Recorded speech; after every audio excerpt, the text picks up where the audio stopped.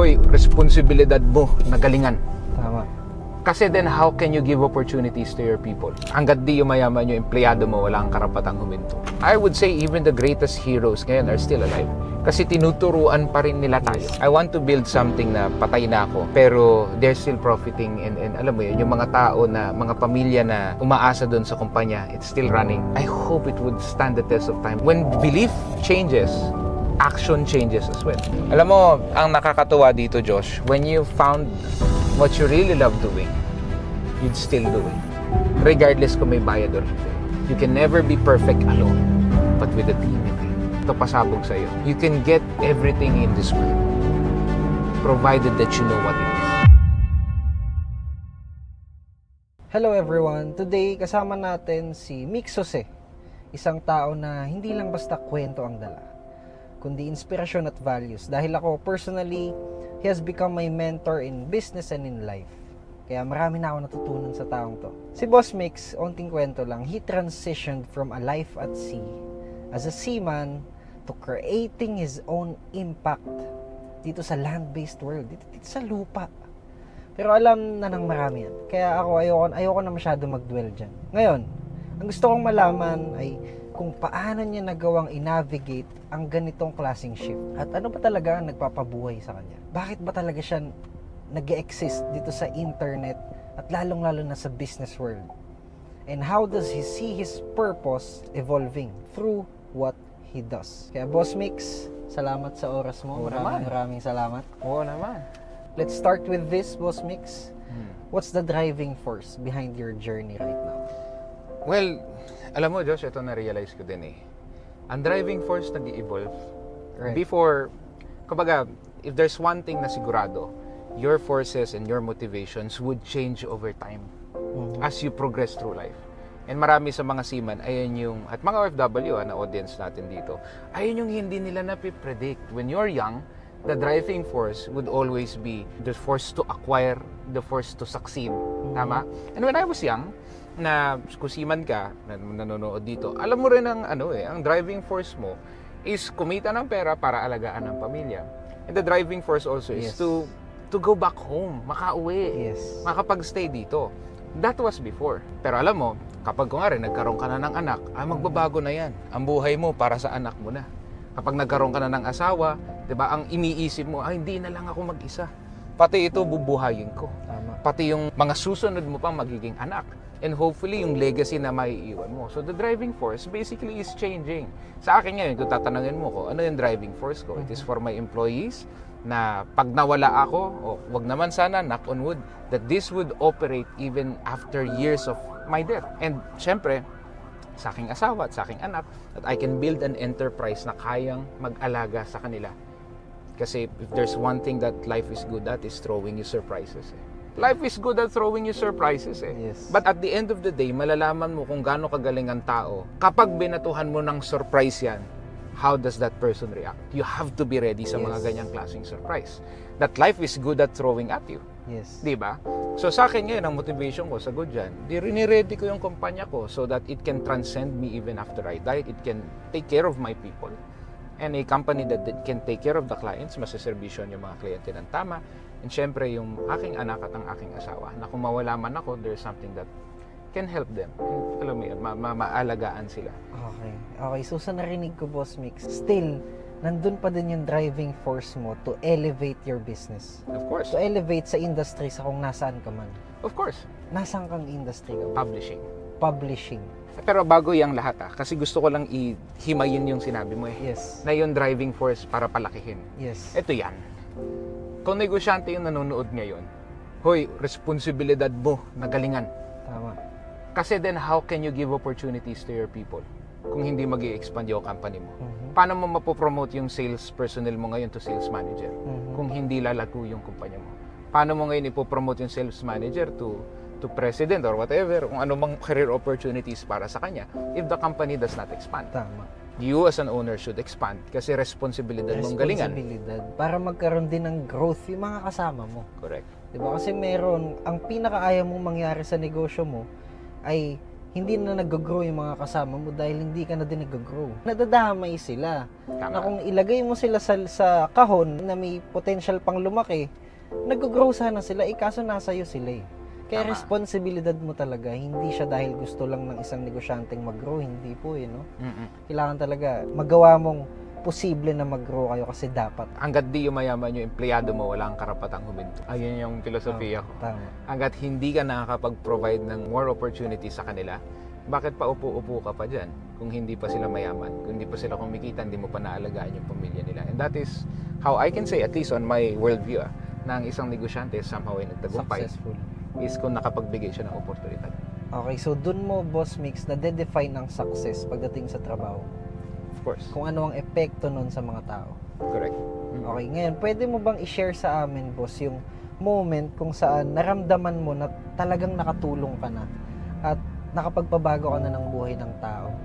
Well, eto, bigyan na lang kita ng example. Meron akong isang tao na kaibigan ko na nagkaroon ng problema sa negosyo niya. So madaling sabi, dahil nagkaroon siya ng problem sa business, nahirapan, nag-struggle, and then his company closed. And here comes that conversation, usap kami. And since I have built something profitable for me, siguro brother, habang bumabawi ka, perhaps we can try to work on something together within my company na pwede makasuporta sa'yo. And alam mo, during that time na nabigyan siya ng key position sa company, mataas na posisyon, yung ilang daang libo, halos, milyon na nga yun na nawala sa kanya. Wala pa isang taon na bawi na niya. Galing. So, ayun yun So, paano mo magagawa sa kapwa yun kung wala kang medium for it? Diba? Kung hindi kaya mag-pay out ng ganun ng company mo para sa tao. Tama.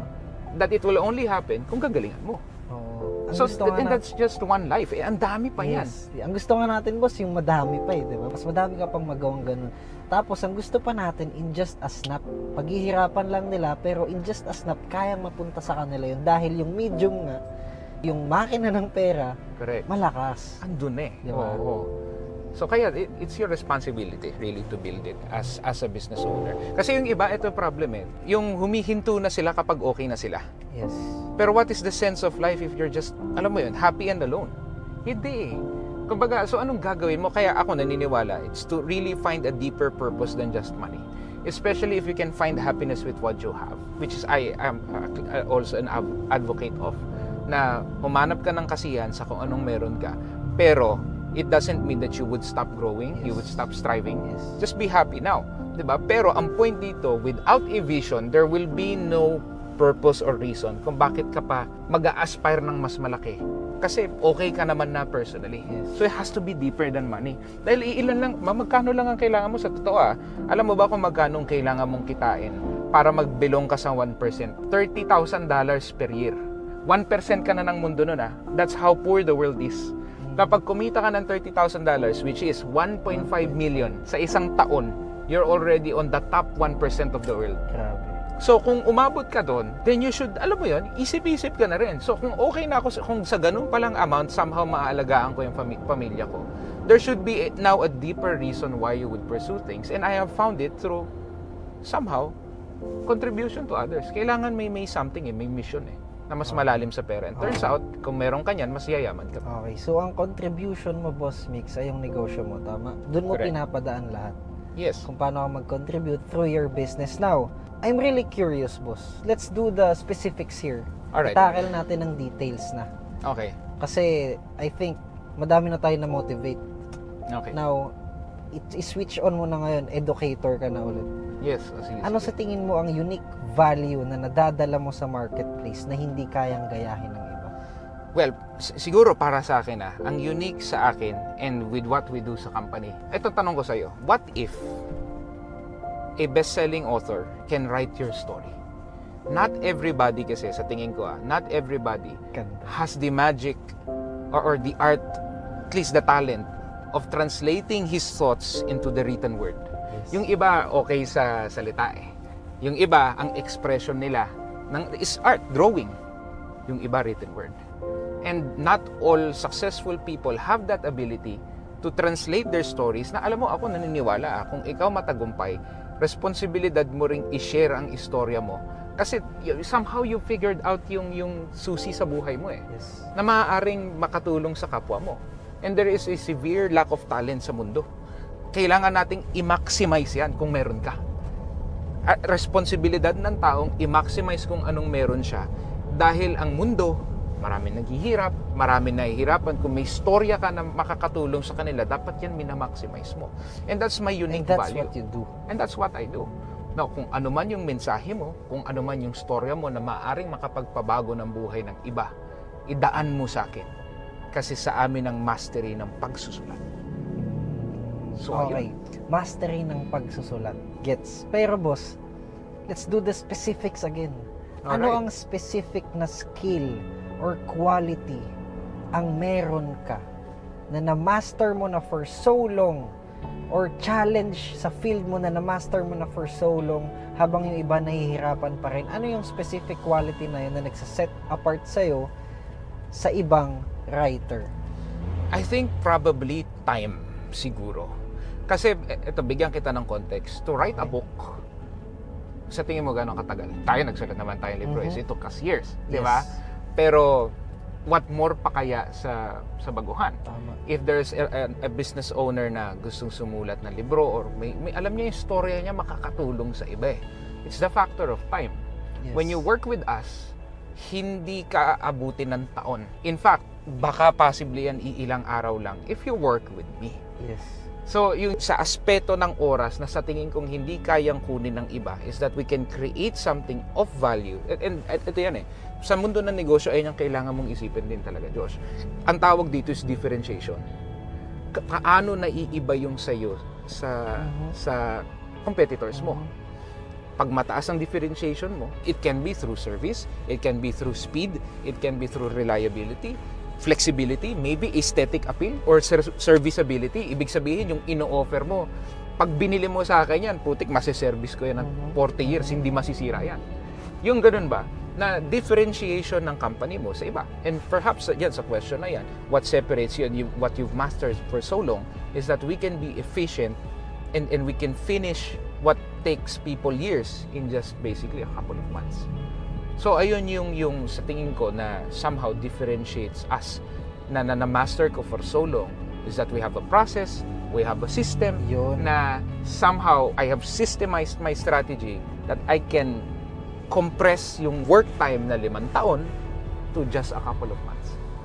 Anong tawag dun sa strategy na yun, boss? Or sa system na yun, tingin mo? If you can name it with just one word, paano mo may explain or ma-define yung speed na nagagawa nyo, though mabilis tapos may value pa din, in just a word or a sentence, bakit napunta dun sa point na yun? You know what, ang problem kasi sa libro, it's about creativity eh.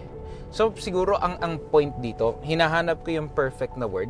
It's not just being efficient eh, kasi creativity ito eh. So, I guess, it's combining the two words. Creative efficiency. Usually, sa mga painters, sasabihin, or mga writer's block. Or paintings would take 15 years, yes. 20 years.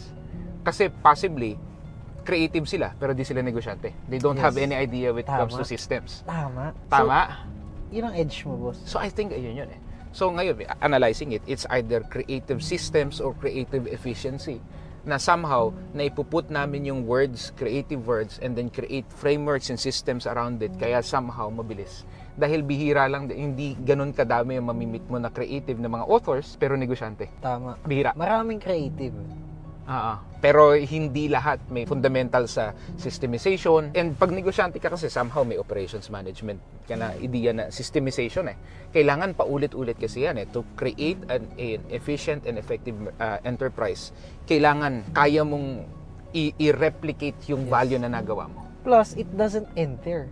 Hindi nagtatapos sa nagawa mo lang yung libro, boss. Alam mo din paano i-benta. Correct. Di ba? So you can be a great cook pero wala kang benta. Yes. Kasi hindi marunong magbenta. Yun eh. So, being a baker is one thing. Being a salesman is another. Kung gusto mo maging negosyante, you have to learn how to do both. And doon nagkakaroon ng problema sa marami. They have a unique skill, unique talent, unique value that they can offer the world, but they don't have the skills to turn that into an enterprise. Yes. Kaya minsan yung opportunity hindi nasisize. Correct. Kaya minsan napapatigil tayo. May part dun sa proseso na hindi natin alam. Correct. Yun lang naman talaga yung nagsiseparate eh. Sa billionaires, sa millionaires, sa billionaires to trillionaires, ang nagsiseparate lang knowledge or info. Tama. Diba? Na hindi lang nila alam kung paano. Now, boss, kapag pinag-uusapan natin ngayon yung trabaho mo, yung publishing, I can call it legacy writing. Correct. Pag pinag-uusapan natin yan, ano ang gusto mong ma-highlight nila bilang strengths mo? Ma-highlight bilang strengths. Yes, to conclude everything. Siguro I think ito as when it comes to our clients siguro I think our ability to market, our ability to arrange events. Sa anggulo ng negosyo, meron tayong tinatawag sa value creation, which is yung ginagawa mo yung offer mo, Diyos, ginagawa mo yung product mo. Meron tayong tinatawag dyan na hassle premium. Right. Hassle premium means whoever can take the most hassle out of an offer can charge a premium for their services. Right. Kung kaya mong tanggalin yung hassle sa proseso, pwede kang sumingil ng mahal. So sa amin, somehow, nakikita ko na kaya kami malakas, it is because we have created the highest hassle premium. Yung time, mababa. You don't need to spend 5 years to write your book. Just work with us for a couple of months and lalabas yung libro mo. Pangalawa, book design, kaya na rin namin. Marketing, we can help you market the book. Create advertisements for such book, structure a good ad campaign para dyan sa mga librong yan. We can fill up even your events. So kung sabihin natin magpapabook launch tayo, we can even fill it up. So yun yung ecosystem ng tamang enterprise, yung hassle mababa. And that's how, sa tingin ko, ayun yung parang pinaka-differentiation namin. That when you work with us, kasi na-assume namin, Josh, na kung nga rin magaling kang, may storya ka, pero baka kulang ka sa fundamentals ng pagiging negosyante. Then at least yung entire process, kaya namin assist from marketing, to book launch, even sa printing, even sa operations ng pagbebenta ng libro, kaya ng publishing house. Galing. Ngayon, boss, hearing that story, masasabi ko na super inspiring na nung story kasi parang habang kinikwento mo siya, buo na siya eh. Alam mo yun, buo na yung kwento, ikikwento mo dala kung paano mo ginagawa. Correct. Now, boss, for all the young ones out there, para sa mga kabataan, na gustong sundan yung mismong tinapakan mo, kung ano yung mismong ginagawa mo ngayon, kasi for sure, narinig nila yung kwento mo ngayon. For sure, may ilan dyan na inspire. Correct. Ano yung number one thing na dapat ilagay nila sa likod ng mga isip nila, ng mga utak nila, kung gusto nilang gawin yung ginagawa mo? Ito yung masasabi ko sa'yo. Ikaw bata, gusto mong paghusayan, gusto mong makuha yung tagumpay ng mas maaga. Sa akin kasi, I was able to leave my job abroad, capitalize on my business. 25 lang ako, tapos na ako sa pagbabarko eh. Okay na ako eh. I've built a business around it, nakaipon ako. And the reason being, I was able to start at 18. Nag-start na ako magnegosyo. So ito ang motto ko nun. Sa mga kabataan dito, may mga kaibigan ka, sigurado ko yinayaya ka ngayon. Sigurado ako dahil ito, sinushoot namin to ngayon, Sabado. Malamang sa malamang Sabado, mga kaibigan mo, pumaparty sa ngayon. Ito ang tip ko sa'yo. Gusto mo mag-build ng profitable enterprise. Number 5 ang kailangan mong tandaan. Ano tong number 5 na to? Lagay mo sa kokote mo. Every time na merong magyayaya sa'yo ng walang saysay at walang kinalaman sa pangarap mo, ito ang mensahe mo. Call me back after 5 years. Pagkatapos ng 5 taon, yayaya ka ngayon magdota, balikan mo ko. 2025 ngayon, balikan mo ko 2030, tsaka mo ko yayain. Kasi ngayon, binibuild ko yung enterprise ko. And you know what? This is what I've said for so many friends before na nagyayaya sa akin nun, Josh, na tara, pasyal, tara, ano. I always said no eh. Inuuna ko yung negosyo ko eh. You're building an enterprise pa eh. Pwedeng-pwede namang gawin yan eh. Alam mo, na-realize ko dyan, life rearrangement lang naman yan. Kumbaga, hindi mo lang muna gagawin ngayon. It doesn't mean deprivation. It's just rearrangement. Hindi, mag-travel ka pag milyonaryo ka na. Totoo. Pag kaya mo nang lumabas, pumasyal. Hindi na diba? makawalan, di ba? Hindi na makawalan. Huwag mong isipin na kawalan, di ba? Yes. Ina-arrange mo lang yung buhay mo ng mas maayos. Ngayon, it's either you pay the price now. Paghirapan mo na. You pay the price now. Enjoy then your life afterwards pag na-build mo yung enterprise. Or, you can enjoy now. But pay the price forever. At the end of the day, you choose. Kailan mo ba gustong bayaran yung presyo? Ngayon? Tapos after 5 years, okay ka na? O magpapasarap ka sa buhay, pero habang buhay ka magbabayad? So you choose.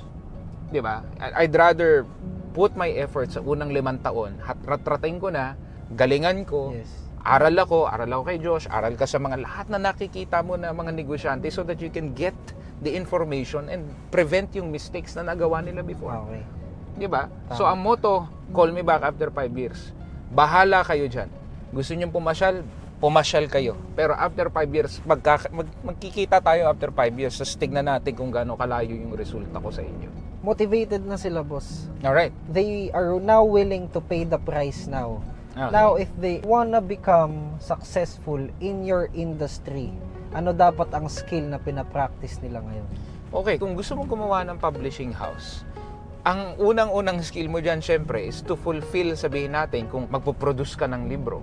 Yes. Syempre, you have to make sure na yung produkto, yung value na gagawin mo, kung gagawa ka ng libro, sabihin natin, the value should be, well, valuable. Right. Skill set pa din.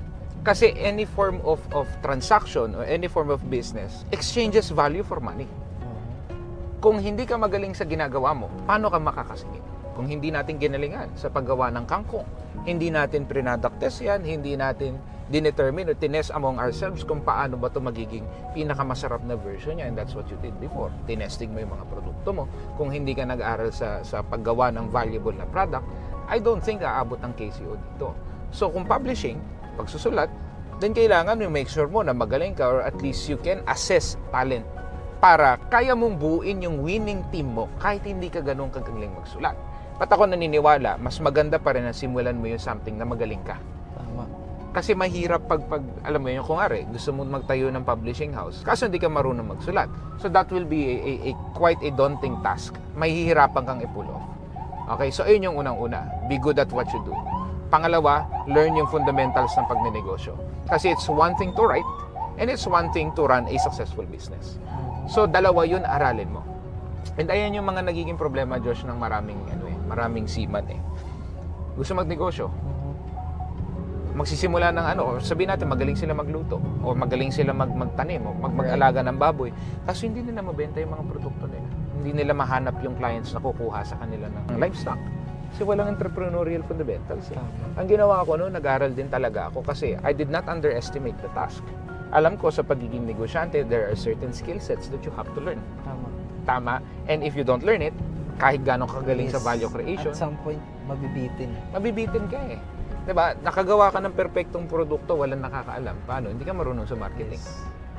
Magaling ka nga mag-marketing, nakagawa ka ng malupit na produkto. Hindi naman nagko-convert, hindi nagiging benta. Yes. Mahina yung sales mo. Tama? Or, magaling ka gumawa ng produkto, na market mo na maayos, tapos nabenta ng sales team mo. Hindi ka marunong mag-fulfill. Meaning yung mga orders mo dumadating sa customer mo, hindi sila nasasatisfy kasi durug yung chips or kung whatever na nangyari. Hindi systemized yung proseso mo. Madidismay ang customer. Magkaka-negative review ka. Tataas ang marketing cost mo. So lahat siya connected eh. Yes. Ibig sabihin, boss, sa industry mo ngayon or sa ginagawa nyo, sa legacy writing na ginagawa mo, tingin ko ang number one na madedefine, na kayang i-define ng ginagawa mo ay ang salitang making a copy that sells. Tama ba? Kasi yun ang Yes. punot dulo ng lahat.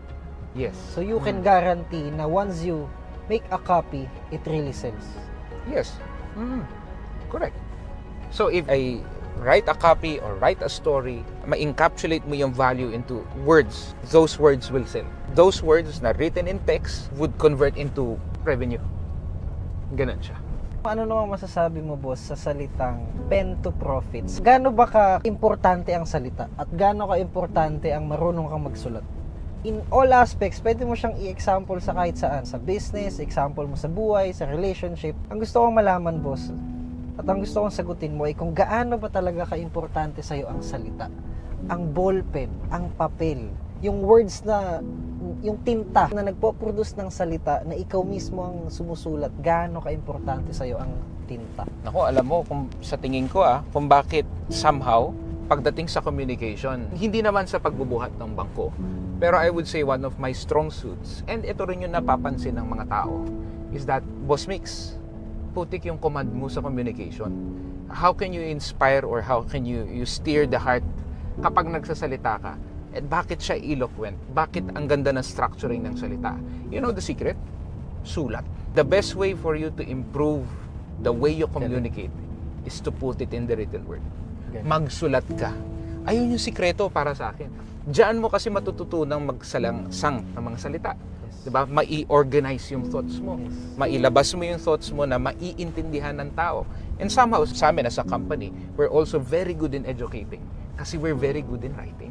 Galing. Ayun yung nagiging edge. No? So kung gusto mong gumaling sa pagsasalita, and you know what? Pagiging negosyante, sa salita kasi yan din, Josh. That's how you inspire the heart of your people. That's how you put across the vision. That's how you resolve challenges, problems in your company, cross people, even in systems. Lahat yan matututunan mo at malalaman mo through communication. If masabi ng tao sa'yo kung ano yung problema, kung kaya mong alamin din yung problema, and if you can ask the right questions, these are all part of you sa angulo ng communication. Gusto mong i-improve yan, ay magsulat ka.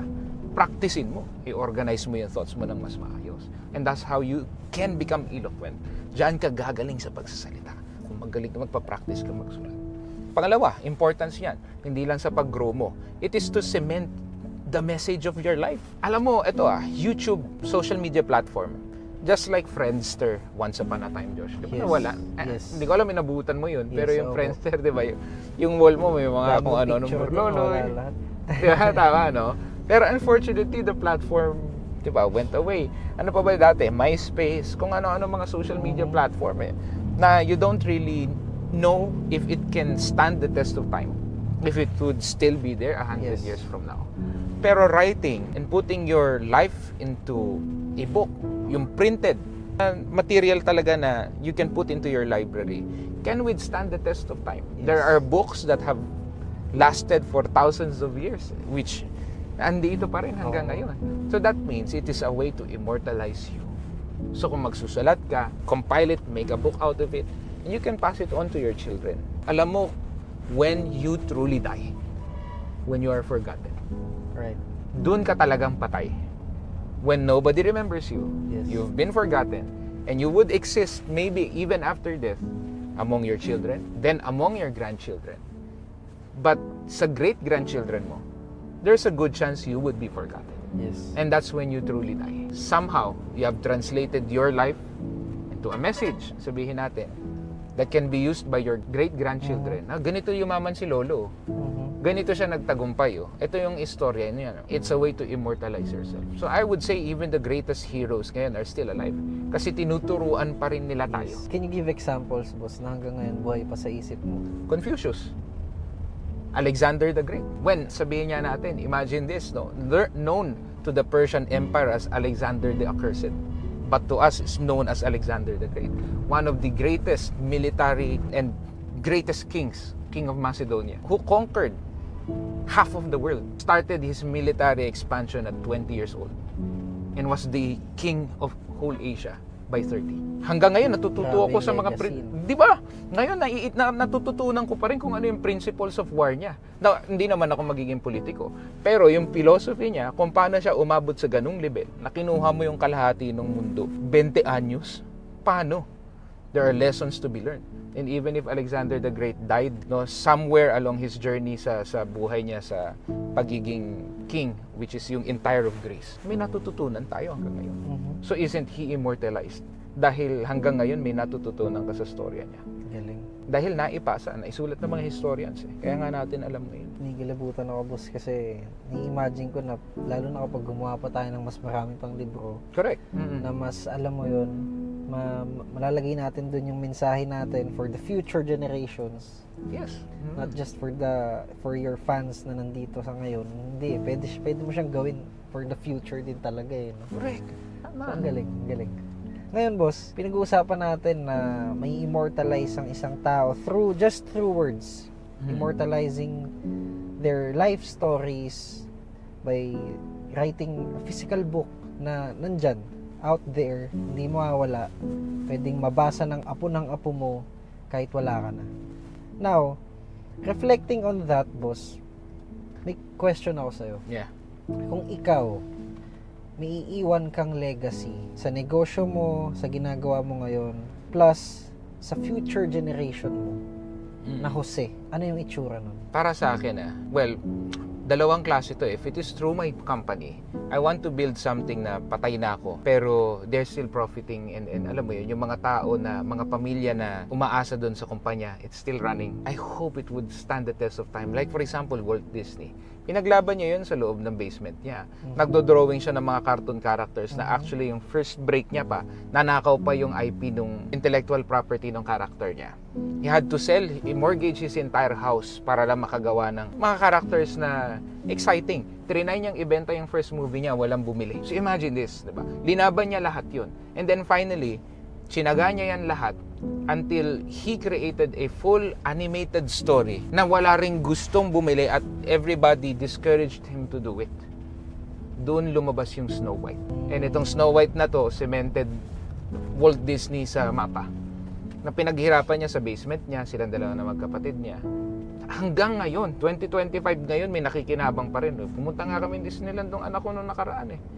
That is a legacy. Something that you build that becomes self-sustainable, that takes care of millions of, thousands of families and inspires millions of lives through your shows. Nawala ka na, and ayun yung best legacy na may iwan natin bilang negosyante. Oo. Ayun yung legacy ng negosyante.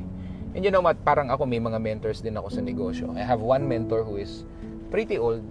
Tapos pumunta ako, bumisita ako sa warehouse niya. He's approaching, in a few years, magsa-70 na rin siya. Nasabi niya sa akin, this is all functioning nang wala ako. Thousands of employees. And my dream is, I leave this world, that this is still running, and still taking care of my employees, at yung mga anak ng mga empleyado ko, at yung kaapu-apuhan ng mga empleyado ko, kayang alagaan ito. So doon, parang sabi ko, oo nga, this is beyond me as a business owner already. I should be thinking of the next generations na mapagpapasahan nito. Na tinatrabaho ko to para kahit wala ako, I live on through my company and through the books I write. So, dahil yan yung legacy mo, boss, napareflect ako.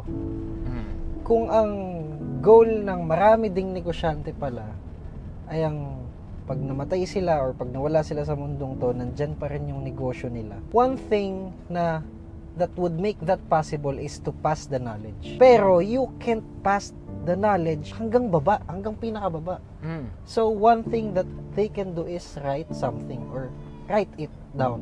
Correct. Tapos ipasa nila sa baba. Yes, that's one thing. Diba, Diba? boss? Tama. Ang galing na. So put it into words, pasa, train leaders.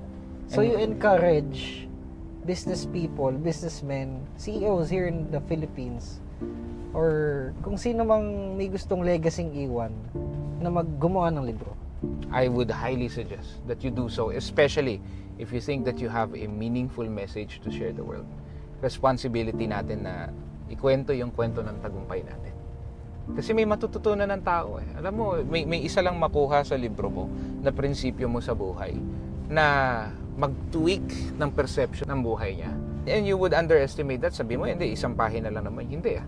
When belief changes, action changes as well. Pag may nagbago sa paniniwala, na for example, ayun, yung call me back after 5 years, maaring meron nag-change sa belief systems mo dyan, na hindi naman pala deprivation to, kundi rearrangement lang ng buhay. Gagawin ko pa rin naman, pero hindi lang ngayon. I am not essentially depriving myself, I'm just rearranging my priorities. Kung makuha mo lang yun, bukas iba na yung 2025 nila, mag-iiba eh. Tama. Hindi ka na magbubuk ng papunta sa kung saan. Tama. Dahil narinig mo yan. So, nakikita mo yung degree ng pagbabago sa buhay. When belief changes, action changes as well.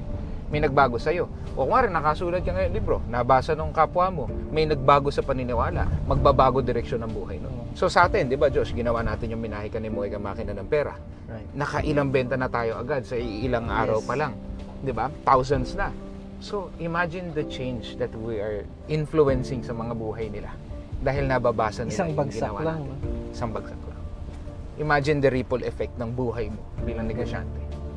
Na may mga buhay na nagbabago of different degrees and magnitude, of course. Pero may mga nagbabago ng buhay niya. Dahil doon sa istorya mo. Na at least yung tagumpay mo, hindi mo sinolo.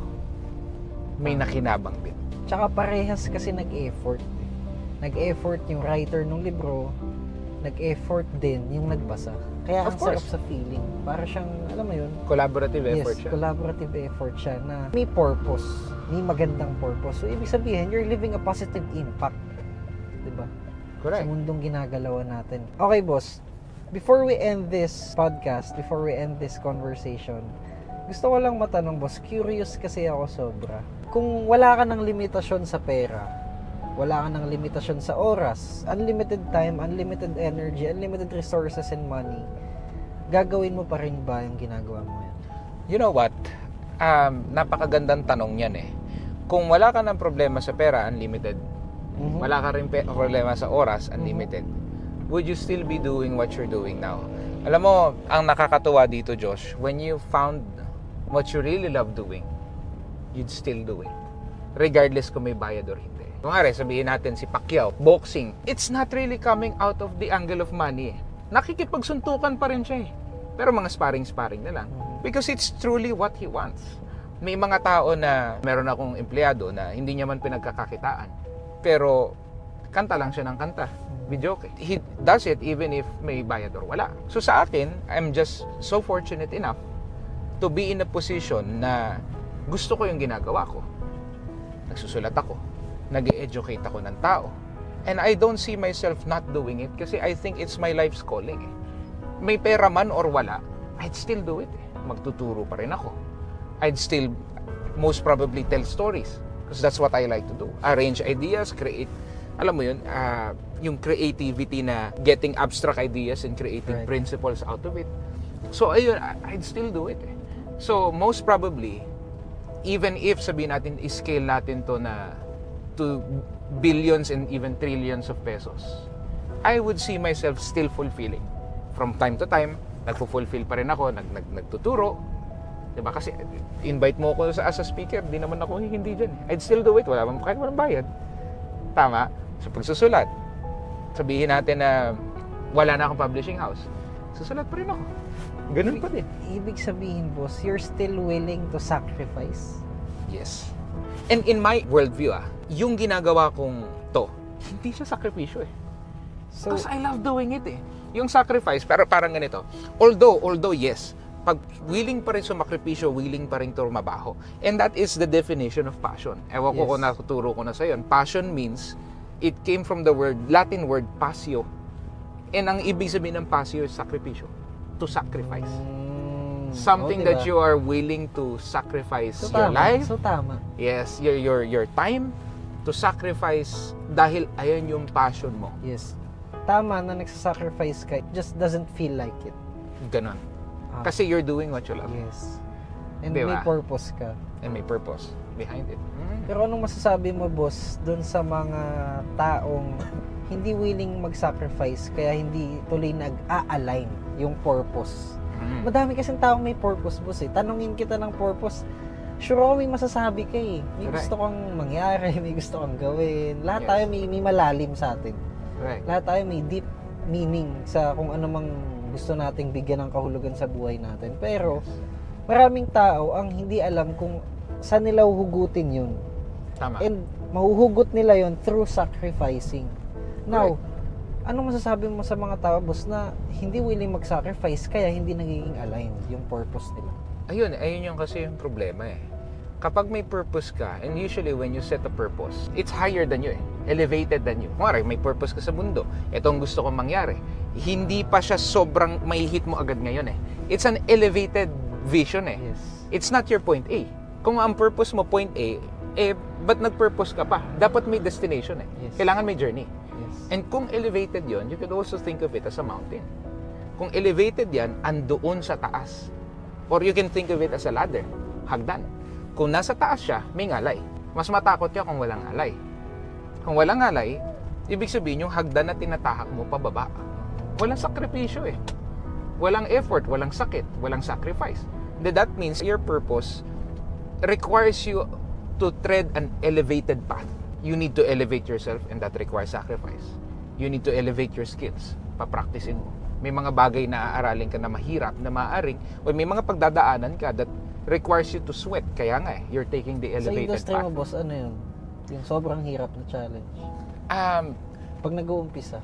Siguro, sa pag-uumpisa, magsusulat ka, tapos sablay. Wala magbabasa.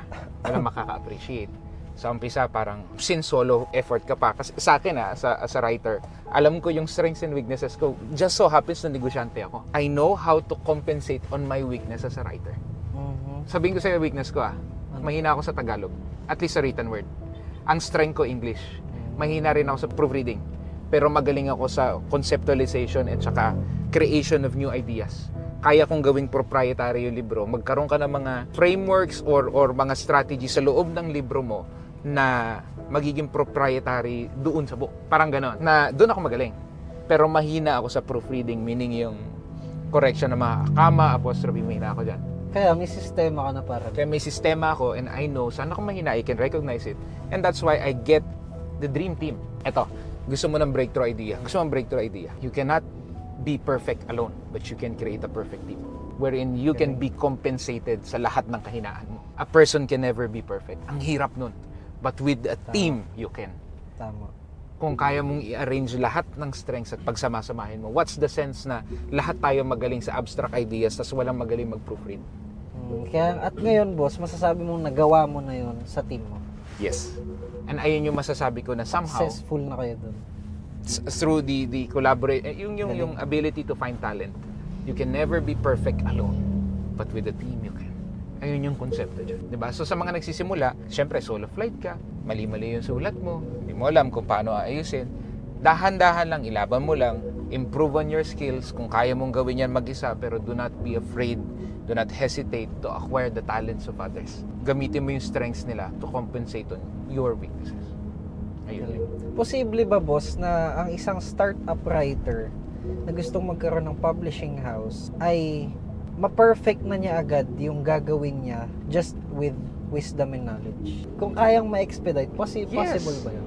Oo, kayang ma-expedite. If you study, also for example, entrepreneurship, pwede mo naman talagang daanan lahat yan ng trial and error eh. Try mo mag-start ng sarili mong publishing, tapos daanan mo lahat ng mali. Yes. Pwede rin naman. Mag-aral ka ng, kumari, walang benta. So, Yes. mangyayari, 3 years ka mag-struggle, tapos tsaka ka lang mag-aaral ng marketing. Pwede rin naman. Pero para sa akin, you'd spend the money anyway. Sinayang mo lang eh. Sabihin natin, kumari, mag-aaral ka ng marketing. How to start a publishing house or learn yung fundamentals mo bilang negosyante. Gagastos ka para matuto ka sa marketing, sabihin natin.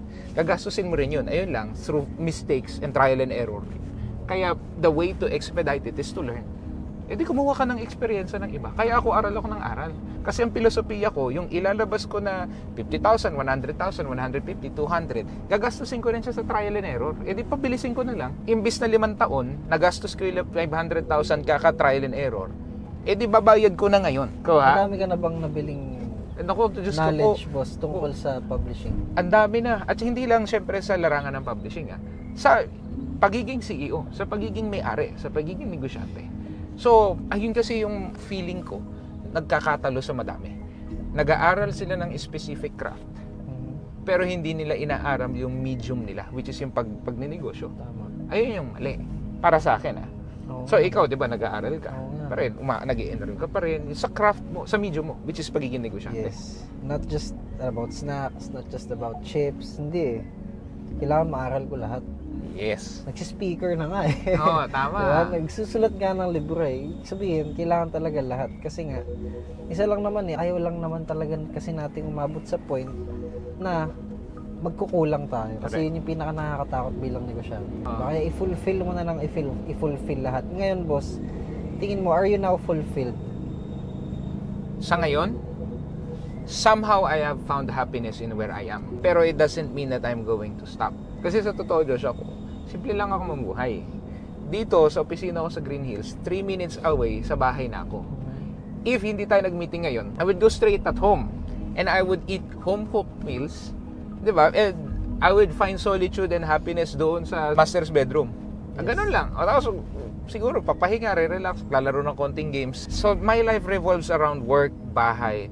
Tapos, tuwing Sunday, pupunta kami sa park ng misis ko, kasama yung anak ko. Tapos, every 3 months, 4 months siguro, or every 6 months, may travel kami. So, I know what a happy life is for me. Gusto mo ng key idea? Ito key idea. Ito pasabog sa'yo. You can get everything in this world, provided that you know what it is. Ako, nakuha ko na lahat sa mundo eh. Kasi it's very clear to me. Yes. To have my child safe, my wife taken care of, my family taken care of, na makapag-travel kami from time to time, twice every 6 months, every year, then just to have that good time every Sunday. That's everything to me. And I've gotten everything in this world. Kasi malinaw sa akin kung ano yun. Tama? So ngayon, masaya na ako eh. I am fulfilled. But it doesn't mean that I'm going to stop. Kasi I have a responsibility sa mga empleyado ko, sa pamilya ko, at sa Jose na mga 3 or 4 na generations pa. Ang galing. I need to do my best for them. Grabe yung principles mo, boss. Tama, di ba? To set that example na kapag namatay ako, na-deads ako, and that will eventually happen, I mean, nobody leaves this world alive. Di ba? Wala namang makakagraduate dito na buhay ka eh. Everybody leaves this world dead. Di ba? Pag nawala na ako, graduate na ako sa mundong to, meron man lang akong yuping naiwan. Meron man akong konting diferensya na naiwan dito sa mga tao na to. Na may natutunan sila na yung little speck of light na naiproduce ko sa buhay ko, na sa 13 billion years na buhay ang universe, di ba? Yung maliit na speck ng oras ko would, alam mo yon, have mattered. So that's the ultimate goal. That's the ultimate goal. That's the ultimate goal. Now, what is your last message, Sir Mix Jose, sa lahat? Ano yung isang mensahe o prinsipyo na gusto mong i-share sa mga taong tumitingala sa'yo? Sa lahat ng mga tao na tumitingala sa akin, kung nakatingala ka ngayon, keep your head high. Tumingala ka pa rin. As time passes by, marami magiging problema dyan. Keep your body straight, facing forthrightly sa lahat ng mga magiging problema mo. Tumindig ka na nakatayo. Kasi alam mo, ako, naniniwala ako na ang mundo, sabi ko nga, maraming mga sorpresa eh. Maraming mga plot twist eh. Pero what I figured out and what I have realized, life is not really about avoiding the storms, avoiding the twists and turns, yung mga biglang plot twist ng buhay. It's not about avoiding the storms. It's about learning how to dance while it rains. Kaya mo bang sumayaw, ngumiti, kahit binabagyo ka? Kung nakatingala ka ngayon, tumingala ka pa din. Kahit binabagyo ka, kahit mahirap ang buhay, keep your head high and move forward. Kasi ako naniniwala din talaga na hindi naman parating may bagyo. Hihinto naman yan eh, tapos sisikat yung araw eh. Tanong na, nakatingala ka pa rin ba kahit sinusubukan ng panahon? So, keep moving forward. Galingan mo sa buhay. Hahantayin kita sa tuktok ng tagumpay, ha? And I'm excited to hear your story kapag nagtagumpay ka na sa buhay. Malay mo, balang araw, ako naman na nagbabasa ng storya mo. Ladies and gentlemen, Mix Jose. Thank you, boss, please.